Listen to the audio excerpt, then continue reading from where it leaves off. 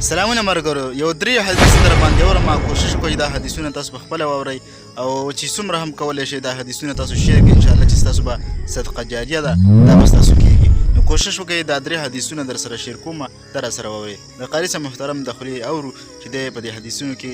درې حدیثونه وایي راځئ اورو یې ضرور اسیم مصروفه یې لکه ټکینا درې ښایسته حدیثونه واوره ډېره پیدا به دې وشي د سچونه اولنی رسول الله صلی الله علیه و آله وسلم ارشاد مبارک دی چې الله رب العالمین فرمایي فاذکروني اذکرکم تاسو ما یاد کړئ زه به تاسو یاد کړم زما عزتمند دوستانو که لږ خبر ورته وکړي نو ګوره ډېره لویه خبره ده چې الله رب العالمین به مونږ یاد کړي دویم نمبر رسول الله صلی الله علیه وسلم ارشاد مبارک دی چې کوم مومن د فرض مانځه نه پس آیات کرسي ووایي نو د هغه او د جنت په منځ کې صرف مرګ فاصله ده یعنې دی مړ شو دی به ډایرکټ جنت ته ځي بالکل حدیث مبارک دی او دریم